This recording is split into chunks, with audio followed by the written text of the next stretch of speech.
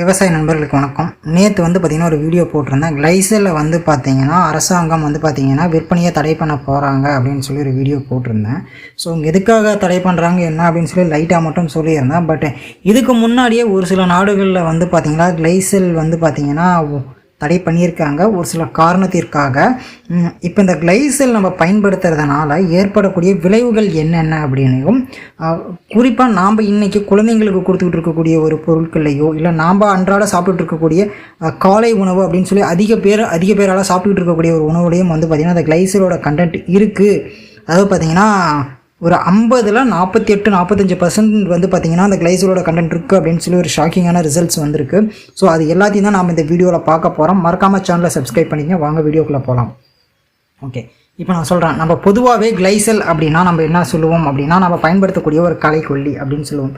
அது பார்த்திங்கன்னா கிளைசெல்னு இருக்குது, கிளைவெட்டுன்னு இருக்குது, கிளைபோன் இருக்குது, ரவுண்டப்புன்னு இருக்குது. இப்படி ஏகப்பட்ட பேர்களில் பார்த்திங்கன்னா கிளைசலை நம்ம இன்றைக்கி பயன்படுத்திக்கிட்டு இருக்கோம். ஓகேவா? அப்படி நம்ம பயன்படுத்திகிட்டு இருக்கக்கூடிய இந்த கிளைசல் பார்த்திங்கன்னா என்னென்ன பயிர்களுக்கு பயன்படுத்துகிறோம்.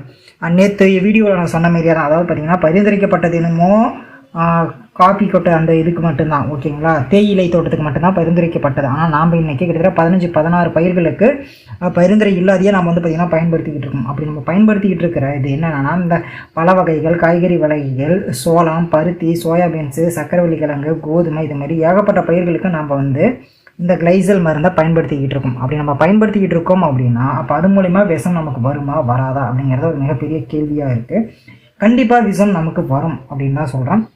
ஓகே, இப்போ நாம் இதையெல்லாம் பயன்படுத்துகிறோம் அப்படின்னா அது ஃபுட்டாக போய் விஷமாக இப்படி நம்மக்கிட்ட வருது அப்படிங்கிறத அடுத்த விஷயமா பார்ப்போம். அதுக்கு முன்னாடி இப்போ களைக்கொல்லி விவசாயிகள் நம்ம வயல்களில் அடிக்கிறோம் அப்படின்னா அதனால் ஏற்படக்கூடிய பிரச்சனைகள் என்ன, அதனால் நமக்கு டைரெக்டாக விவசாயிகளுக்கு நமக்கே டைரெக்டாக வரக்கூடிய பிரச்சனைகள் என்ன அப்படின்னு முதல்ல பார்ப்போம். இப்போ நம்ம களைக்கொல்லி நம்ம ஸ்ப்ரே பண்ணுறோம் அப்படின்னா, நமக்கு அது கிளைசல் களைக்கொல்லி ஸ்ப்ரே பண்ணுறோம் அப்படின்னா முன்னே பார்த்திங்கன்னா கண் எரிச்சல் வரும், கண்ணெல்லாம் எரிய ஆரம்பிக்கும், தொண்டை எரிச்சல், தோலில் எரிச்சல், உடம்பு வலி ரொம்ப அசதியாக இருக்கும், டிஷ்யூஸாக பார்த்திங்கன்னா ரத்த செல்கள் இருக்கு இல்லையா, அதெல்லாம் சோர்ந்து போகிறது, இறந்து போகிறது, இது மாதிரியான விஷயங்கள்லாம் வரும். ஸோ பொதுவாகவே பார்த்திங்கன்னா கிளைசலோ கிராமசனோ நம்ம அடித்தோம் அப்படின்னா நம்ம உடம்பு ரொம்ப வலியாக இருக்கும், ரொம்ப அசதியாக இருக்கும், படுத்தே இருக்கலாம் போல் இருக்கும், கைக்கெல்லாம் செம்மையாக வலிக்கிற மாதிரி இருக்கும். ஓகேவா? ஸோ அப்படி பார்க்குறப்ப அந்த கிளைசல்னால தான் இந்த விஷயங்கள் எல்லாம் ஏற்படுது. நாம் என்ன நினைப்போம் அப்படின்னா 16 லிட்டர் 5 லிட்டர் டேங்கை தூக்கி சுமந்து நம்ம அடிக்கிறதுனால அப்படின்னு நினைக்கிறோம். பட் உண்மையான விஷயம் என்னென்னா, இந்த மருந்துக்கள் நம்ம மேலே படுறதுனால தான் இப்படி ஒரு எஃபெக்ட்ஸ் பார்த்திங்கன்னா நம்ம உடம்புக்கு வருது அப்படின்னு சொல்கிறாங்க. ஓகேவா?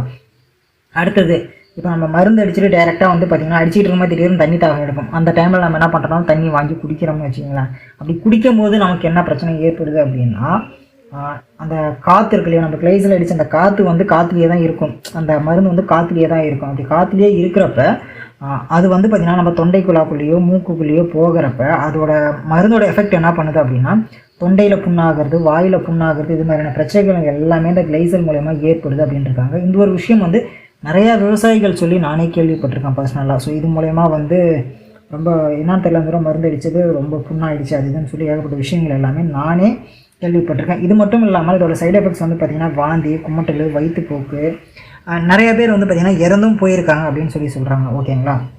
இப்போ அடுத்த விஷயத்துக்கு ஜிஎம்ஓ அப்படின்னா என்னன்னு தெரியுமா? ஜெனட்டிக்கலி மாடிஃபைடு ஆர்கானிசம் அப்படின்னு சொல்லி சொல்லுவாங்க. ஓகேங்களா? ஸோ அந்த ஒரு மெத்தடை தான் பார்த்திங்கன்னா இந்த கிளைசல் மருந்து பார்த்திங்கன்னா ஒரு சில பயிர்கள் கிளைசல் மருந்து அடித்தாலும் பட்டாலுமே சாகாது. ஓகேங்களா? பில்லு செத்துரும். ஒரு சில பயிர்கள் சாகாத மாரி ரெடி பண்ணியிருப்பாங்க. ஸோ அது பார்த்திங்கன்னா ஜெனட்டிக்கலி மாடிஃபைடு சீட் அப்படின்னு சொல்லுவாங்க. ஓகேவா? அந்த மரபணு மாற்றம் செய்யப்படும். அந்த விதைகள் பார்த்திங்கன்னா மரபணு மாற்றம் செஞ்சுருப்பாங்க. எப்படி அப்படின்னா அந்த கிளைசல் மருந்து அடித்தா அந்த செடிகளுக்கு எதுவும் ஆகாத மாதிரி மரபணு மாற்றம் செஞ்சு தான் பார்த்திங்கன்னா இன்றைக்கி விதைகளை விற்பனைக்கு வருது. ஓகேங்களா? இன்றைக்கி நம்ம மக்காசோளத்துக்கு பயன்படுத்தக்கூடிய கிளாரிக்ஸாக இருக்கட்டும், காடிஸாக இருக்கட்டும், எந்த இட் இஸ் எந்த களைக்கொல்லியாக இருந்தாலும் அந்த களைக்கொல்லியை ஒரு பர்டிகுலர் பயிரை மட்டும் பாதிக்கலை அப்படின்னா அது பார்த்திங்கன்னா மரபணம் மாற்று செய்யப்பட்ட விதை ப்ளஸ் அந்த மருந்தும் அதுக்கேற்ற மாதிரி பார்த்திங்கன்னா மாடிஃபை பண்ணியிருக்காங்க. அப்படிப்பட்ட ஒரு விஷயத்தை தான் விவசாயிகள் இன்றைக்கி யூஸ் பண்ணிகிட்டு இருக்கோம். அதை தான் பார்த்திங்கன்னா நம்ம செடிகளையும் ஸ்ப்ரே பண்ணுறோம்னு வச்சுங்களேன். அப்படி ஸ்ப்ரே பண்ணுறதுனால என்ன நடக்குது அப்படின்னு சொல்லி பார்த்தோம் அப்படின்னா, இது நம்ம என்ன சாதாரணமாக பயிர்களில் மட்டுமே ஸ்ப்ரே பண்ணி விட்டுறோம். அப்படி ஸ்ப்ரே பண்ணி விட்டாலுமே கூட இது டைரெக்டாக பார்த்திங்கன்னா பயிர்களில் இருக்கக்கூடிய காய்களில் அட்டாக் பண்ணுது. இப்போ தக்காளினா நம்ம ஸ்ப்ரே பண்ணும்போது தக்காளியில் போடும். ஓகேங்களா? வெண்டைக்காய்னா கீழே ஸ்ப்ரே பண்ணால் அதோட டிசீசஸ் பார்த்திங்கன்னா அப்படியே ஸ்ப்ரெட் ஆகும். டிசீஸுங்கிற அதோட கெமிக்கல் கண்டென்ட் பார்த்திங்கன்னா அப்படியே ஸ்ப்ரெட் ஆக ஆரம்பிக்கும் வெண்டைக்காயிலுமே. இது மாதிரி ஏகப்பட்ட பழங்களில் பார்த்திங்கன்னா ஸ்ப்ரெட் ஆகிட்டு இருக்கு அப்படின்னு சொல்லியிருக்காங்க. இப்போ ரீசெண்டாக ஒரு 2-3 வருஷங்களுக்கு முன்னாடி பார்த்திங்கன்னா இது மாதிரி வந்து பார்த்திங்கன்னா கிளைசலோட கண்டென்ட் வந்து பார்த்திங்கன்னா நம்ம சாப்பிடக்கூடிய உணவுப் பொருட்களில் இருக்குது அப்படின்னு சொல்லி ஒரு ஆர்டிக்கல் வந்துச்சு. அப்போ அதை யாருமே வந்து பார்த்திங்கன்னா பெருசாக எடுத்துக்கல, என்ன ஏது அப்படின்னு சொல்லி எடுத்துக்கல. மேக்ஸிமம் நிறையா நியூஸ் சேனல்ஸ்லேயும் வந்து பார்த்திங்கன்னா அதை கவர் பண்ணல, முக்கியமாக தமிழ் நியூஸ் சேனல்ஸில் கவர் பண்ணல. ஒரு சில யூடியூப் சேனல்ஸ்லால் மட்டுமே அதை போடப்பட்டது. ஈவன் தமிழ் நியூஸ் சேனல்ஸ் கூட அது யூடியூப் சேனல்ஸ் கூட அதை பற்றி பெருசாக பேசலை. ஓகேங்களா? ஸோ அது என்ன அப்படின்னு சொல்லி பார்த்தீங்கன்னா ஓட்ஸ், நம்ம சாப்பிட்றோம் இல்லையா ஓட்ஸ், இந்த ஓட்ஸில் வந்து பார்த்திங்கன்னா இந்த கிளைசலோட கண்டென்ட் இருக்குது அப்படின்னு சொல்லியிருந்தாங்க. இது வந்து பார்த்திங்கன்னா world health organisation California scientist என்ன பண்ணியிருக்காரு அப்படின்னா வேர்ல்டு ஹெல்த் ஆர்கனைசேஷனுக்கு வந்து ஒரு ரெக்கார்ட் கொடுத்துருக்காரு. அதில் வந்து பார்த்திங்கன்னா நாங்கள் செக் பண்ண 45 ஓட் பேஸ்டு ப்ராடக்ட்ஸில் 43 ப்ராடக்ட்ஸில் வந்து பார்த்திங்கன்னா அந்த கிளைசலோட கண்டென்ட் இருக்குது. இது வந்து பார்த்திங்கன்னா பாப்புலராக மக்கள் எல்லாருமே பயன்படுத்தக்கூடிய ஒரு காலை உணவாக இருக்குது. இதில் இவ்வளோ கிளைசல் கண்டென்ட்ஸ் இருக்குது அப்படின்னு சொல்லி ஒரு விஷயத்தை வந்து பார்த்திங்கன்னா சொல்லியிருக்காங்க. ஈவன் இந்த ஓட்ஸில் மட்டும் இல்லைங்க, இன்னும் நிறையா இதில் வந்து பார்த்திங்கன்னா இதோட கண்டென்ட் இருக்குது அப்படின்னு சொல்லியிருக்காங்க. உதாரணமாக நம்ம இன்றைக்கி பயன்படுத்தக்கூடிய ஆப்பிளாக இருக்கட்டும், வெள்ளரிக்காய், பூண்டு, வேர்க்கடலை, மாதுளை, உருளைக்கிழங்கு, அரிசி, கீரை, தக்காளி அப்படின்னு சொல்லி ஏகப்பட்ட விஷயங்களில் வந்து பார்த்திங்கன்னா அந்த கிளைசலோட கண்டென்ட் இருக்குது அப்படின்னு சொல்லியிருக்காங்க. நெல்லில் எப்படா கிளைசல் அப்படின்னா, இப்போ கேரளா கவர்மெண்ட் வந்து பார்த்திங்கன்னா ஒரு விஷயம் பண்ணாங்க, நேற்று வீடியோவில் சொல்லியிருந்தேன். இதுமாரி விவசாயிகள் வந்து கிளைசல் மருந்தை வந்து பார்த்திங்கன்னா நெல் வயல்களில் பயன்படுத்துகிறாங்க. அது மூலயமா அரிசிக்கு கிளைசல் ஸ்ப்ரெட் ஆகுது, இது மாதிரி நிறையா பிரச்சனைகள் வருது அப்படின்னு சொல்லி ஒரு இன்ஃபர்மேஷன் வந்து சென்ட்ரல் கவர்மெண்ட்டில் கொடுத்துருந்ததாக சொல்லியிருந்தேன். ஸோ அதே தான் அந்த கிளைசல் வந்து இதுமாரி ஏகப்பட்ட விஷயங்களுக்கு விவசாயிகள் பரிந்துரை இல்லாத பயன்படுத்திக்கிட்டு இருக்கிறதுனால தான் வந்து பார்த்திங்கன்னா இப்போ கிளைசல் நிறுத்தியிருக்காங்க. ஸோ இப்படி ஏகப்பட்ட பிரச்சனைகள் மூலயமா நமக்கு வந்து சேருது. ஓகே, இது மூலயமா மனிதனுக்கு டைரெக்டாக வரக்கூடிய லாங் டேர்ம் ப்ராப்ளம்னு சொல்லுவாங்க. ஓகேங்களா? ஷார்ட் டேர்ம் ப்ராப்ளம் தான் அந்த சளியாக இருக்கட்டும், தொண்டை புண்ணு, இதுமாரி வயிற்றுப்போக்கு, தலைவலி, இதெல்லாம் வந்து பார்த்திங்கன்னா ஷார்ட் டேர்ம் குறுகிய கால பிரச்சனைகள். நீண்ட கால பிரச்சனைகளாக என்ன வரும் அப்படின்னு சொல்லி பார்த்திங்கன்னா, கிளைசல் மருந்து நம்ம கண்டினியூஸாக அடிச்சுக்கிட்டே இருந்தாலோ இல்லை அந்த கிளைசல் கண்டென்ட் இருக்கக்கூடிய பொருட்களை நம்ம அதிகமாக சாப்பிட்டுக்கிட்டே இருந்தோம் அப்படின்னா கண்டிப்பாக வந்து பார்த்திங்கன்னா கேன்சர் வரும் அப்படிங்கிறாங்க. இதுதான் வந்து பார்த்திங்கன்னா லாங் டைம் ப்ராப்ளம் அப்படின்னு சொல்கிறாங்க. அது மட்டும் இல்லாமல் லிவர் பிரச்சனை, கிட்னி ப்ராப்ளம், இதெல்லாம் வந்து பார்த்திங்கன்னா அந்த கிளைசல் மருந்து கண்டென்ட் இருக்கக்கூடிய பொருட்கள் நம்ம சாப்பிட்றது மூலமா வருங்கிறாங்க.